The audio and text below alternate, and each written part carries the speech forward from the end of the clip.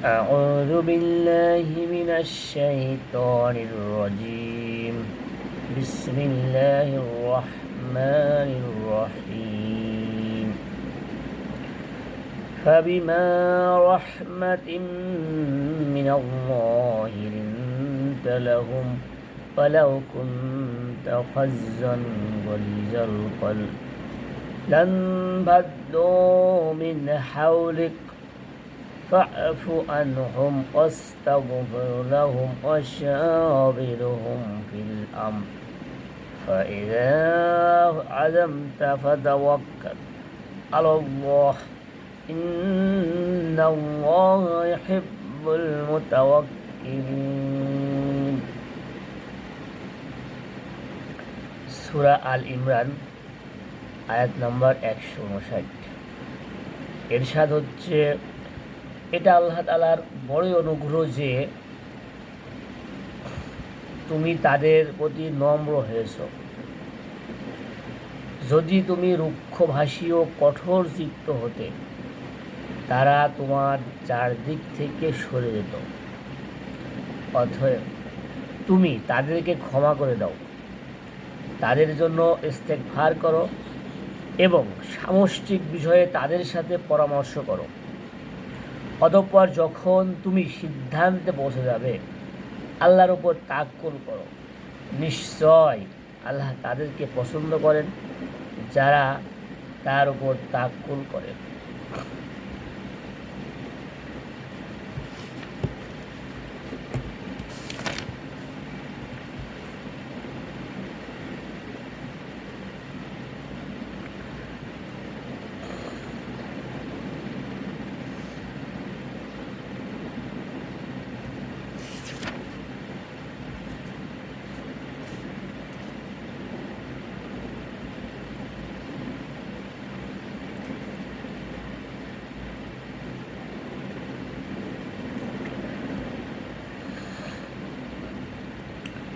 আল্লাহ তাআলা বলেন, ওহে তোমরা যারা ঈমান এনেছ, কাফিরদের মতো কথা বলো না।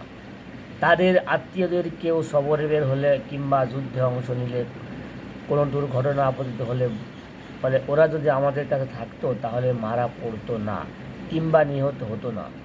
তাদের কথাকে আল্লাহ তাদের মনের খেদ ও আক্ষেপের কারণ বানিয়ে দেন, অথচ আল্লাহ জীবন দেন এবং মৃত্যু দেন। তোমরা যা কিছু করো আল্লাহ দেখেন। তোমরা যদি আল্লাহর পথে নিহত হও কিংবা মারা যাও, অবশ্যই তোমরা আল্লাহর মাগফিরাত ও রহমত পাবে, যা উত্তম ওরা যা কিছু জমা হয়েছে তা থেকে।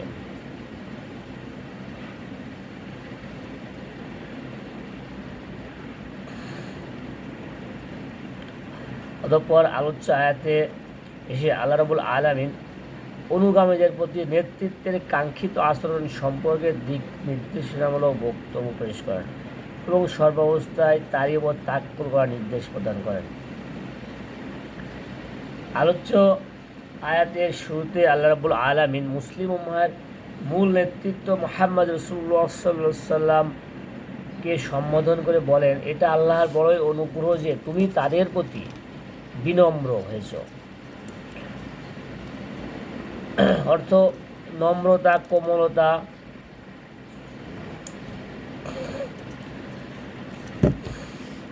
লিনতা শব্দটি লিনতন শব্দ থেকে উৎসারিত। এদাংশে আল্লাহ রাব্বুল আলামিন অনুগামীদের প্রতি মুহাম্মদ রাসূলুল্লাহ সাল্লাল্লাহু আলাইহি সাল্লাম নম্র বা কোমল আচরণকে সপ্রশংস ভঙ্গিতে প্রকাশ করেছেন। এটাও তিনি উল্লেখ করেছেন যে আল্লাহর অনুগ্রহেই মুহাম্মদ রাসূলুল্লাহ সাল্লাল্লাহু আলাইহি সাল্লাম এমনটি করতে পেরেছেন। তার অর্থ দাঁড়ায় আল্লাহর অনুগ্রহ সিক্ত বা অনুগ্রহপ্রাপ্ত ব্যক্তির পক্ষেই অনুগামীদের প্রতি নম্র বা কোমল আচরণ করা সম্ভব।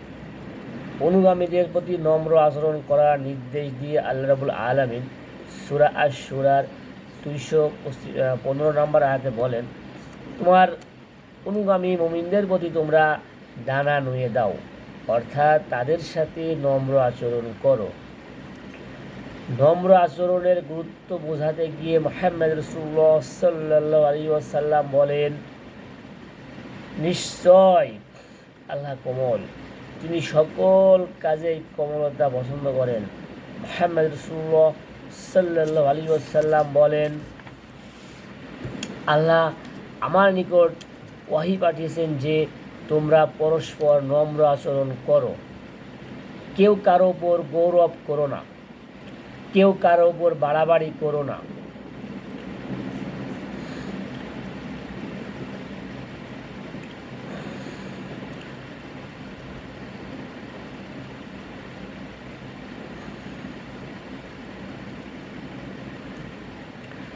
আল্লাহ রাসূল সাল্লাম বলেন, আমি কি তোমাদেরকে অবহিত করব না কোন ব্যক্তি জাহান্নামের আগুনের জন্য হারাম, অথবা কার জন্য জাহান্নামের আগুন হারাম?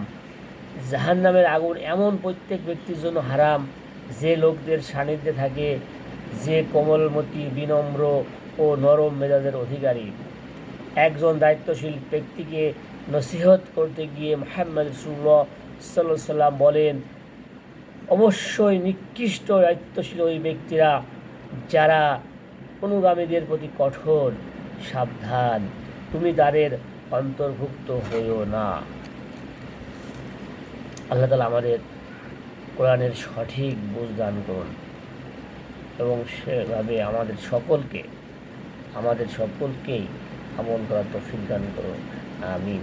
আসসালামু আলাইকুম ওয়া রাহমাতুল্লাহ।